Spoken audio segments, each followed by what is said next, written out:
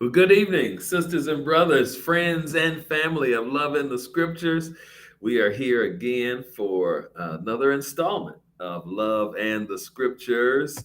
Um, if you remember from last time, we are talking about the fruit of the Spirit, and it is about love in the Scriptures because the first of those fruit the first fruit, actually, that is mentioned there, or the first taste of fruit, how about that, is love.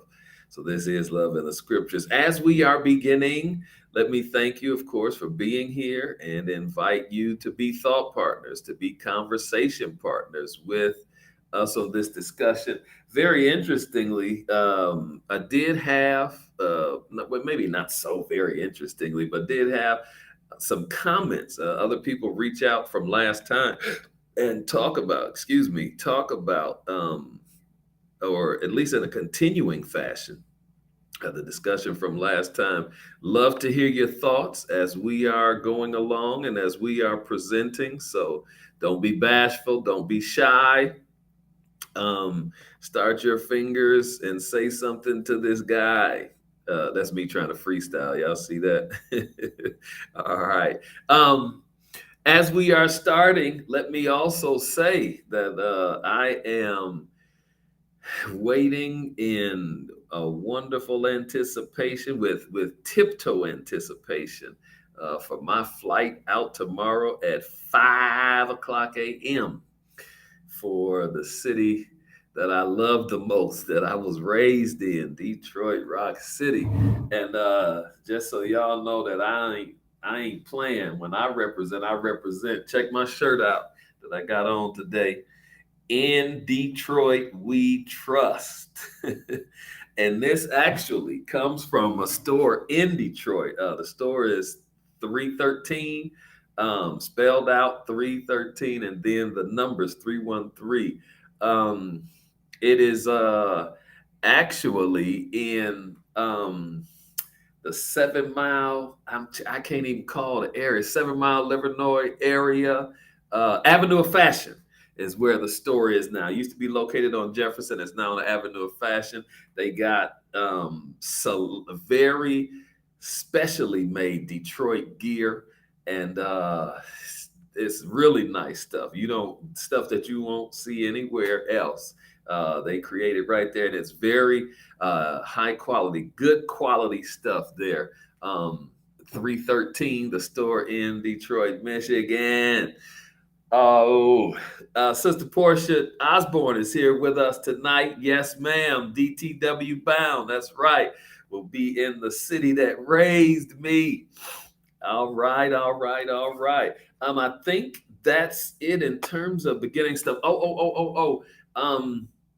Still getting the group, loving the scriptures group thing together. I've got my invitation, I think, to actually start the page and begin inviting people. I've got a lot of stuff going on at the same time, though, so I haven't actually taken time to get that piece figured out yet. However, my time in Detroit will be time that I will use to actually get that page, the group. Not It's not a page, it's going to be a group, Love in the Scriptures group, to get it started and to get it going. And so, those of you who have said that you want to be a part of a group, or that at least that you thought it's a good idea, be patient. I'm working through it. I'm figuring it out, and I'm going to get it done and get you invited and get us included and together in the group in just a little while. All right, all right, all right. We probably should start with the text itself, since the fruit of the spirit is what we're talking about, and it's not any human idea that brings to us what is the fruit of the spirit, but it's the mind of God through the Holy Spirit that brings to us what is the idea of the fruit of the spirit. I want to actually, well, let me just read for that part. I'm just going to read it, and I'll make mention of the other parts that I think we should give attention to. It's Galatians chapter 5, of course. I ask us to read it. How many of you read it? Somebody say something. If you read Galatians chapter 5, read what we'll be working on the for our discussion on tonight, just indicate somehow, somewhere that you did. If you did, Galatians chapter 5 specifically, I wanted us to be able to look at from the 19th verse, but I'm not going to read that part. I am going to comment on that part. And so, all right, so since Vicky Johnson Williams says she did read, very good. Thank the Lord. So the 19th through the 21st verses is critical for understanding of what the fruit of the Spirit is. So then read it, preacher. Then I will read it. All right, all right, all right. Galatians chapter 5, beginning verse 19. The acts of, I tell you what I want to do. I tell you what I want to do, because when as I was studying this, I read it from a translation that I had not done before. And I think it does, in terms of preparing our understanding, it does better than other translations will do in terms of reaching a general, presenting a better general understanding of what is being said, because our other technical or other translations, King James, New King James, even New International, and those have a way of translating some of these words, some of these concepts into words that are still not as easy to understand. But I read it in New Living Translation, and for dealing with this text, and I'll be dealing with it for another couple of weeks at our church too. And I told you last time that this was the subject of our vacation Bible school. First time in more than 2 decades that the church that I've just been installed in has passed more than first time in about 2 decades that they have done vacation Bible school. And this was the thing, the fruit of the Spirit. Fantastic. It went wonderfully well. I'm not sure if I mentioned, well, I did mention Vacation Bible School before. So anybody that thought well of us for that period of time last week, anybody who prayed for us, blessings on you. God heard you and you thought well. And so we thank you. So let me get to the text. Galatians chapter 5, verse 19. I am beginning. When you follow, this is the New Living Translation, the desires of your sinful nature, the results are very clear: sexual immorality, impurity, lustful pleasures, idolatry, sorcery, hostility, quarreling, jealousy, outbursts of anger, selfish ambition, dissension, division, envy, drunkenness, wild parties, and other sins like these. Let me tell you again, as I have before, that anyone living that sort of life will not inherit the kingdom of God. But the Holy Spirit produces this kind of fruit in our lives. Again, this is New Living Translation. And the list of the fruit: love, joy, peace, patience, kindness, goodness, faithfulness, gentleness, self-control. There is no law against these things. And let me pick up 25. Since, New Living Translation, since we are living by the Spirit, let us follow the Spirit's leading in every part of our lives. And I started last week talking to us as we started this discussion, talking about the connection of the fruit of the Spirit with the Beatitudes. One of the things, let me say, as we are beginning this discussion tonight, actually talking to a colleague of mine earlier today, and this idea came across. I presented this idea that it is possible to address the subject of the fruit of the Spirit from a topical point of view or from a topical presentation. What does that mean? Just to see it as one of the topics or as a topic that exists in the New Testament. That is possible. That is one way to approach it. In fact, overwhelmingly, that is how the discussion of the fruit of the Spirit is addressed and is looked at in the New Testament.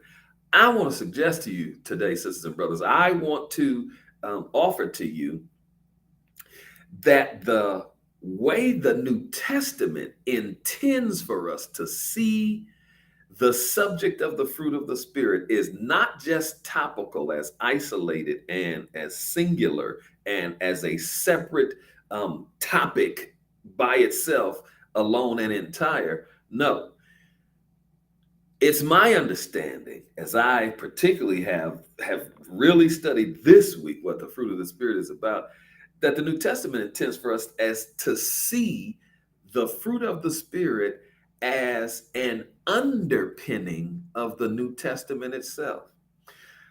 I suggest that to you, sisters and brothers, because as I've discovered this week alone, last week and this week in studying the fruit of the Spirit, that it is not an isolated topic. It is not something that stands by itself in the New Testament, in the literature of the New Testament, in the writers and writings of the New Testament.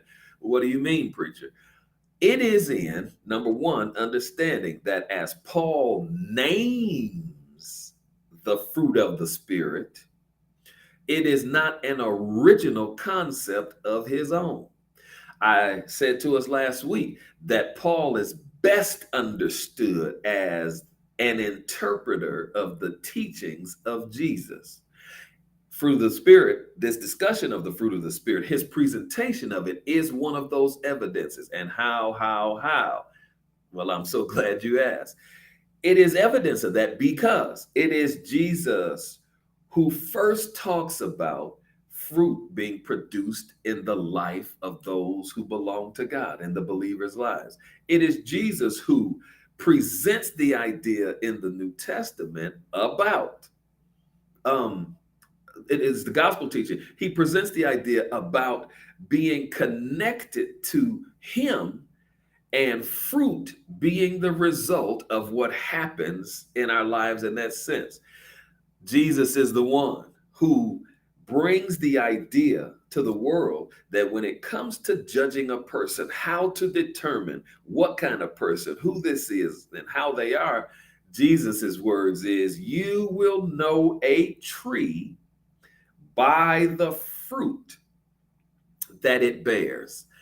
And I say this, sisters and brothers, I'm presenting this evidence, these ideas that come from Jesus, because when Paul then deals with the fruit of the Spirit, when he introduces or at least names the fruit of the Spirit and talks about it being something that's produced in the believer's life, it is his understanding of Jesus's teaching that comes to bear. And then some of you who are very astute about the scriptures, those of you who have studied the New Testament and know that the writings of Paul actually precede the the Gospels, and so that what we hear and learn and know from about Jesus from the Gospels, Paul could not have known that by studying it, because it didn't exist when he writes the book of Galatians, and you 100% correct about that. And from that, you may suggest then I'm off base and don't understand what I'm talking about.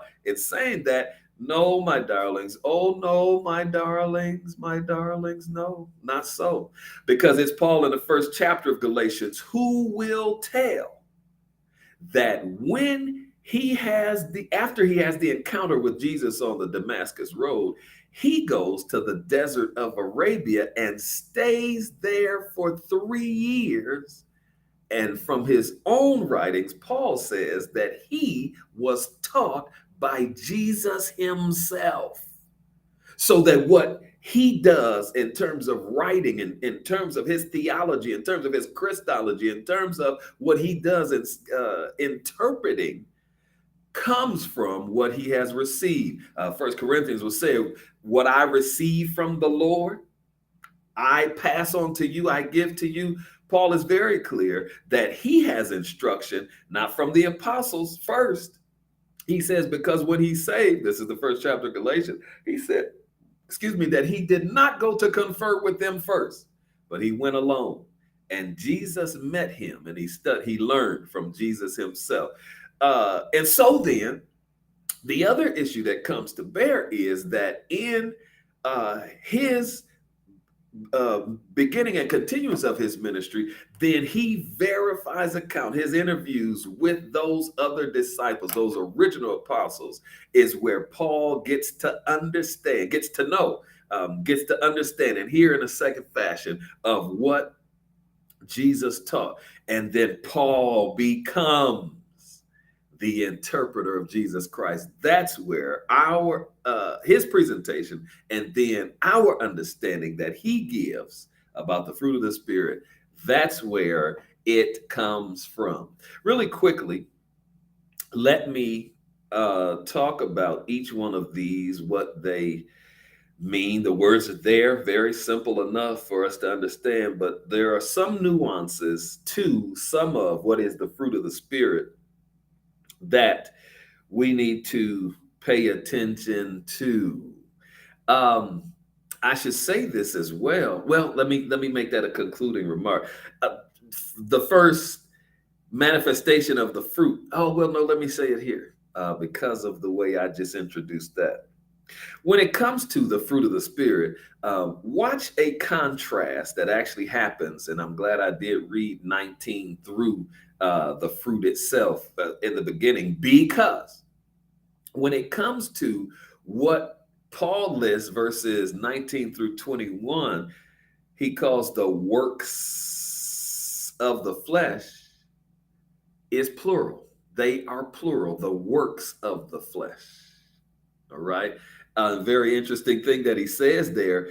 He names, there's a list of about 18 works that he lists there, but he is very careful to say that it's not just those 18. That's not the end of it. He says, wild parties and other sins like these, which means that this list that is given here that takes 3 verses to actually catalog, he says this is just a just a modicum, just a small measure of what the works, plural, of the flesh really are. This is just a sampling of what they really are. But the works of the flesh, as he lists them, are they are plural. But the fruit of the Spirit is singular. Keep that in mind as we proceed, as you even think through this. The works of the flesh are plural, and in the text are given about 18 with an untold number that makes up what are all of the works of the flesh. But the fruit of the Spirit, there are 9 aspects. There are 9 characteristics that is the fruit of the Spirit, and the fruit is singular. This is not fruits, even though there are 9 manifestations, even though there are 9 ways that the fruit actually demonstrates itself. The fruit is singular, even though there are 9 realities of the fruit. Contrast the works of the flesh, plural, the fruit of the Spirit, singular. First fruit, he says, is love. I got to run through this quickly, y'all. say something about it. Let me tell me what you think about what you just heard so far. First fruit is love. The word love there is the word many of us have heard before. The Greek word agapao. Well, it comes from the technical root agapao, but agape, many mispronounce it as agape. But that love is not regular human love. It's not emotional bosh. It's not that soft, that kind of just emotional driven feeling. No, no, no. Agape, it's been described in other times as the God kind of love and even unconditional love. That's the word that is used for love in this text out of the five different terms for love. And we've talked about this on Love in the Scriptures before. We'll bring it back around in the Greek, in the New Testament, at least in the Greek world, five types of love actually exist. The New Testament uses four of those types, and the primary type, agape, or agape, as you all have heard it before, is the first kind. And so the fruit of the Spirit produces God's love in us. Second is joy. Joy is talking about cheerfulness or calm delight. Let me use this explanation. It is a sustained inner presence. That's what joy is. We generally kind of think of joy as something that some type of ecstatic and some exuberant kind of expression of a feeling. According to the word that is used here in the text, and I don't want to do all of this Greek stuff, because there's no intention of trying to be deep, but in terms of actually communicating a clear understanding is what I'm trying to do. From the word that is used here in the text, a calm delight is how joy is expressed and experienced as fruit of the Spirit. It's not about up and celebrating, hoorahing, no. But it is that inner knowing, it is that inner feeling that sustains sanity, even. And then there's peace. Really interesting. And I'll just mention the Koine Greek term for this because it is where one popular name, kind of popular name, used to be more popular than it is now, in English is actually used. The word peace, irene, is the word in the original language. Irene is the name that comes from the word peace that is used in the New Testament. The idea of peace has to do with having your eyes fixed on the one who has everything in control.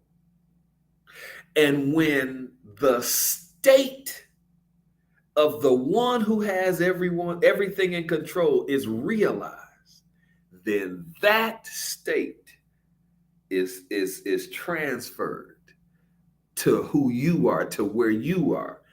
The word shalom in Hebrew will talk about a wholeness. And the idea is understanding that he's got everything in control and the feeling that gives.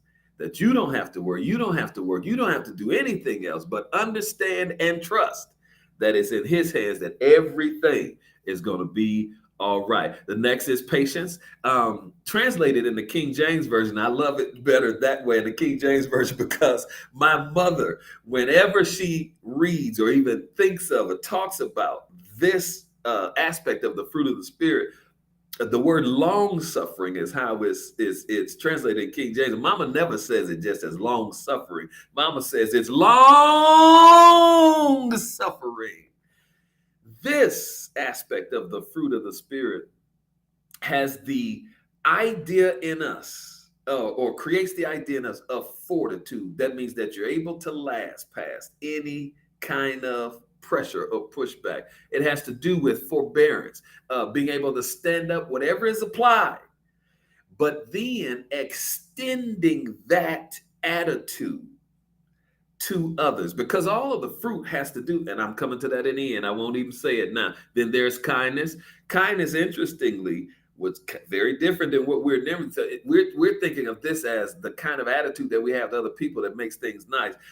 Sure, that's a part of what the fruit of the spirit does with us. Doesn't come with kindness though. Kindness, in terms of the word used in the New Testament, has to do with uprightness.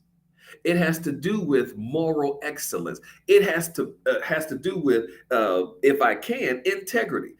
Always doing what is right before God, before people, and when no one else is looking, when it's just you by yourself. Kindness has to do with this attitude that always has fairness, always has justice, that is a part of who you are. And then there's goodness.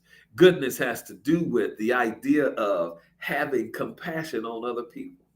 Goodness is the quality of, actually, the people have talked about, in times past, looking for the good and praising that. That's what the idea of goodness, as it relates to the fruit of the spirit, always considering the best for people, always doing the best for people. The scripture will say this in another place: considering others even above yourself. That's what the quality of goodness is. And then there is faithfulness.